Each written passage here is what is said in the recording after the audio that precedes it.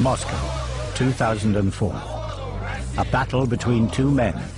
The country's fate hangs on it. On one side, Mikhail Khodorkovsky, the richest man in Russia, fighting for his life. On the other, the elected government and its president, Vladimir Putin. If this is a legitimate court, why do we need dogs? Why do we need guards? These are people, they look like judges, they act like judges, but they're not judges. This really isn't a trial. The prosecutor is really scum. I mean, I've seen corrupt courts, I've seen corrupt judges. I've never seen anything like the political corruption in this process.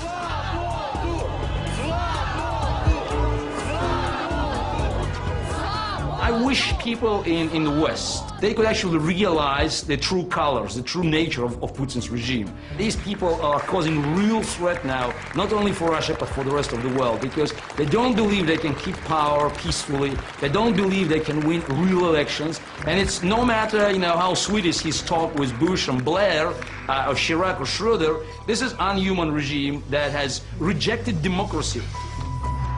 As the two men clash, Khodorkovsky's partner raises the stakes. Я перейду на другой уровень борьбы с ними и буду вскрывать то, что касается их коррупционной деятельности, как до того, как они стали руководством России, так и потом.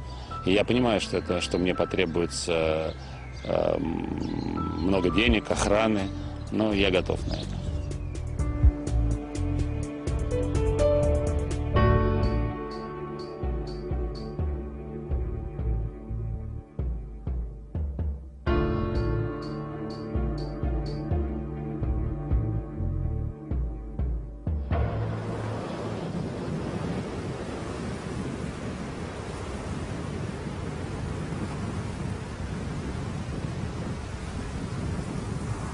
Oil. Russia has 20% of the world's reserves. Under communism, they were all under the control of the totalitarian state. But in the 1990s, President Yeltsin, drunk, shambolic, and broke, sold off half of them to one man, Mikhail Khodorkovsky. Now President Putin wants them back in state control.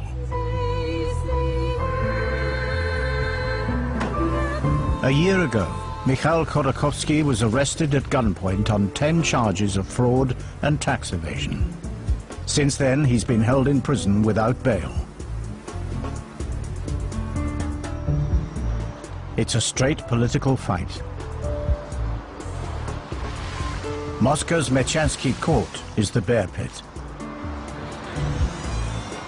Putin has all the resources of state power.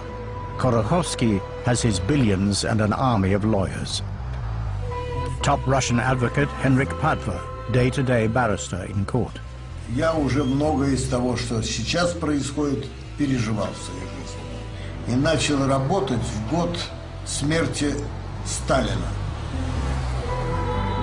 Karina Moskalenko, human rights expert, charged with keeping him safe in jail. I'm not very much optimistic. You already can say that this is not a fair trial. Robert Amsterdam, Canadian attorney, playing to the court of world opinion. This is not a trial. This is a show, and it is a show to legitimize one of the largest thefts, really, in recent history. It's been a year since Mikhail Khodorkovsky was first imprisoned here, Moscow's Matrosskaya jail. The defense argues that Putin is giving the world a textbook study in state repression. Despite the fact he's on a civil charge, Khodorkovsky's not been let out of jail once, not allowed to see his family, his conversations with his lawyers disrupted and recorded. Чтобы показать, что некоторые из этих фактов, которые вменяются как уголовное преступление, криминал, что они на самом деле являются не таковыми, а носят гражданско-правовой. Мы ставим вопрос о том, что они не должны находиться под стражей до суда, до того, как их признали виновными. Потому что нет никаких оснований держать людей под стражей. Это же не убийцы, которые бегали по улицам и стреляли в людей.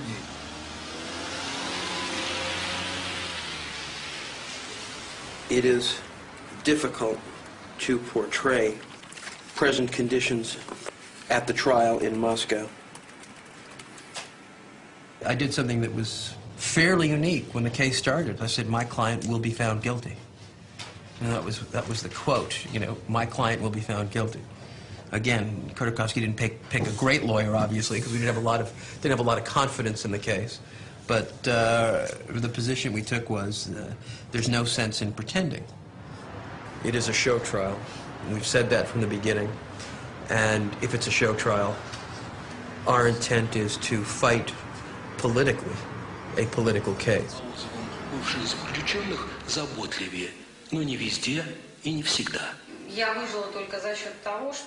He's being held in the most appalling conditions. Disease, malnutrition, violence, all are rife in Russian jails. В условиях, из которых они не могут выйти, поесть достаточно, подышать воздухом, получить достаточно медицинской помощи. Тогда вся ответственность государства за этого человека. Вы знаете, у нас очень много населенных. Don't forget, it is more than 1 year in such conditions, very poor conditions. He never ever complained. But last time, he told me that actually it's a slow going torture. You know that he has 4 children. They're just kids. He saw his twins only last week for the first time of his imprisonment. She's off to see the oligarch's parents. They live 100 miles outside Moscow in a Khodorkovsky compound.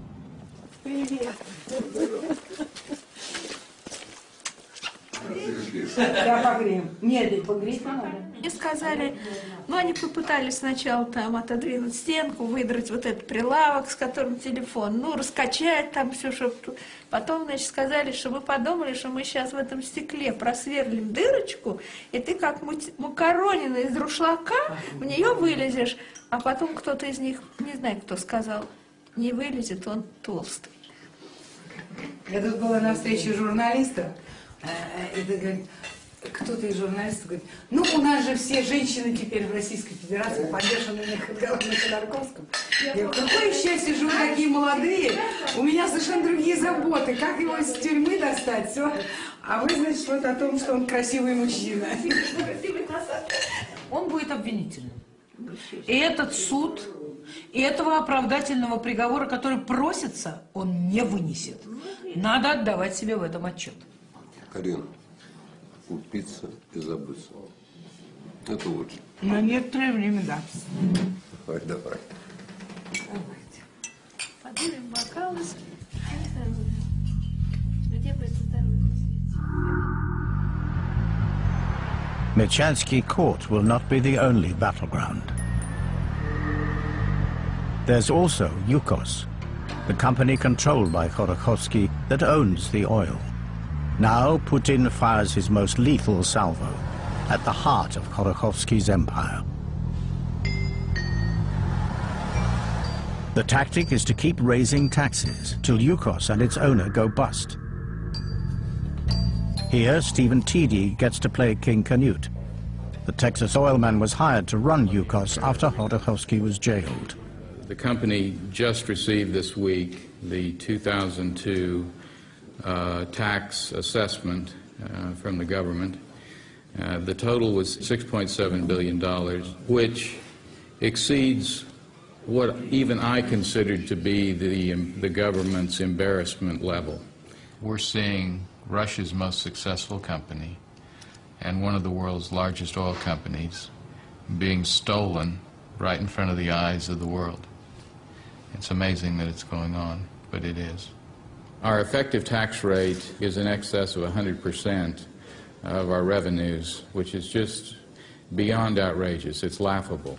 We've had discussions with the government. We've made proposals that we truly thought were proposals that they could not refuse.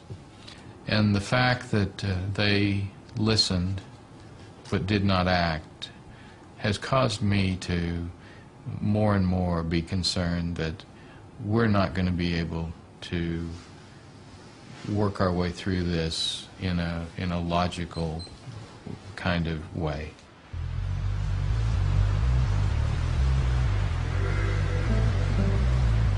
Putin's in town to see his oldest and closest ally. Chancellor Gerhard Schröder has publicly backed him over Yukos. But Bob Amsterdam's in town too, here to take the shine off the visit, talking to the law faculty of one of Germany's most prestigious universities. That's fine. Germany's critical. Chancellor Schröder has been unremittingly positive about the Yukos case. He has gone so far as to publicly state that he agrees with what's happening with the Yukos. Of course, that's not mentioning that he's attempted very hard to position some German companies to be recipients of this Putin-esque largesse. It's not discussing the fact that the international bank that was chosen to do the valuation was a German bank. This case is a global problem, and it is a major problem for Germany. When the government of a country decides that it is above the law, no one is safe. No one is safe in Moscow, and no one is safe in Berlin. My client may be the only person in Russian history ever arrested flying into Siberia. Suddenly, he has to take a call in the middle of his speech. There's been a police raid in Moscow. Anton Drell, right. Anton Drell's office is being searched. Karina just called me. His office was raided. I'm getting the details later tonight. Putin is ripping up the legal rule book, aiming at anyone who even aids the oligarch. Lawyer Anton Drell is Mikhail Khodorkovsky's link with the outside world. The trial, Yukos, his family, his billions are all mediated via Drell in his daily visit to jail. Пришли сотрудники Генпрокуратуры и без санкций суда провели у меня обыск, изъяли у меня все, что можно по делу Лебедева и Ходорковского. Мобильный телефон, компьютер, все записи. I'm feeling people behind my neck every time. I couldn't see these people, but I'm feeling people behind my phones every time. I live in Alice in Wonderland. Ну, я вам говорю, что ситуация ухудшается. Арестовывают то одного, то другого, вызывают на допросы, задерживают, обыски происходят.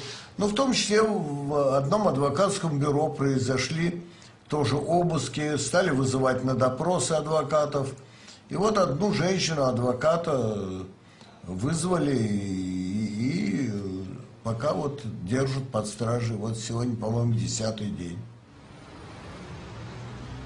And for some, the only sensible course is to flee.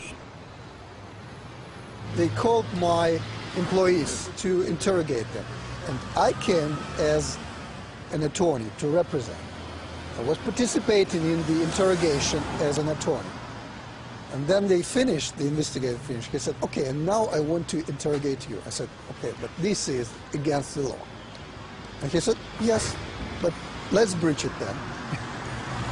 The message was very clear: stop working for these people.